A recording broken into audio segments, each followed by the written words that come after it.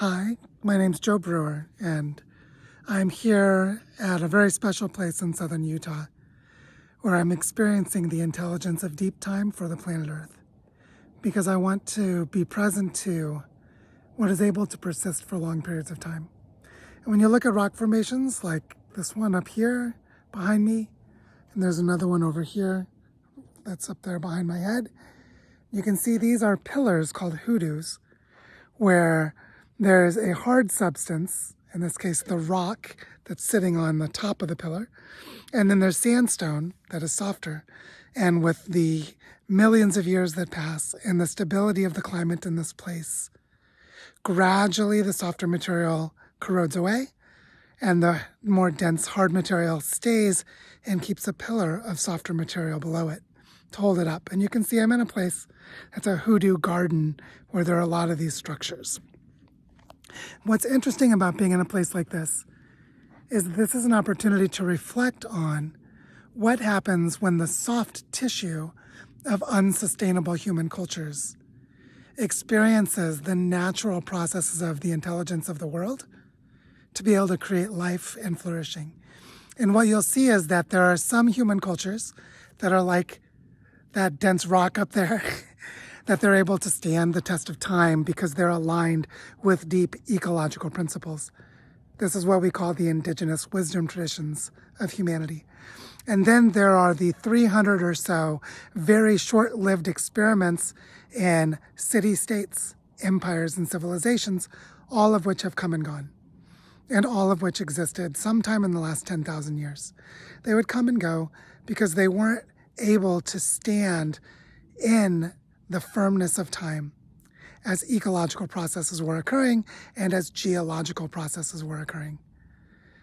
Now, in the work that we're doing today to support how do we regenerate the earth, how do we come into harmony with the living systems of the planet, how do we restore the health and the well-being of the Earth's biosphere, and how do we honor our own ancestors, all of the humans that came from those indigenous ancestral cultures, because every human alive today is descended from indigenous cultures. More than 99% of human history was only indigenous cultures. So this applies to all of us. And there's a lot that we can learn by just looking at something like this and asking ourselves, how long has that been there? How many millions of years was it able to stand and slowly take the form that it took? Because its basic patterns were aligned with what was happening around it. Now, I ask this today because we're in the midst of planetary scale breakdown and collapse. The Earth's biosphere is unraveling as human activities create massive destruction of ecosystems all over the world, as many of our ancestral cultures are being destroyed through colonial forms of cultural genocide.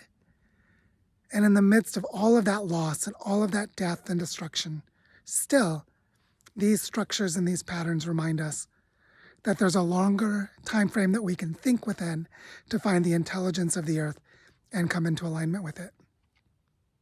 And so for me, accepting the collapse of the current civilization is obvious for two reasons. One, it's the very definition of unsustainability, which means it will not last.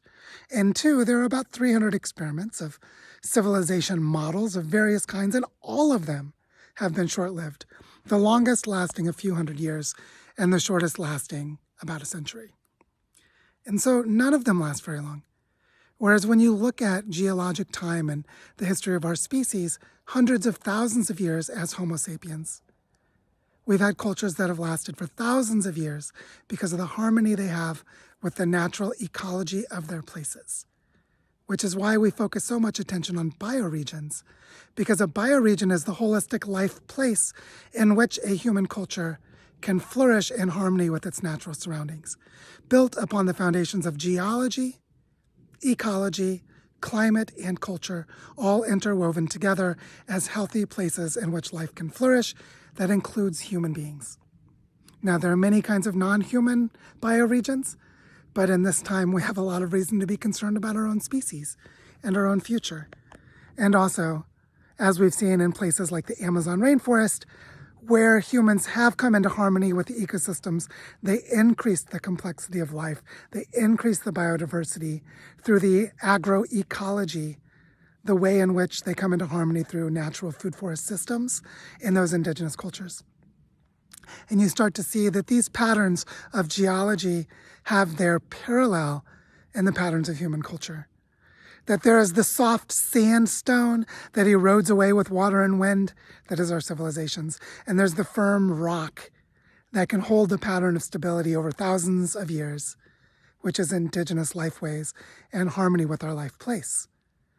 And so I share this with you today as a reflection so that you too can learn from the intelligence of the natural world to find harmony in the future of our descendants in this dangerous time of planetary collapse. So I invite you to join me in experiencing these meditations and these immersions with the living systems of the earth to find our way home, back to a bioregional way of living and living into the stories of a bioregional earth. Onward, fellow humans.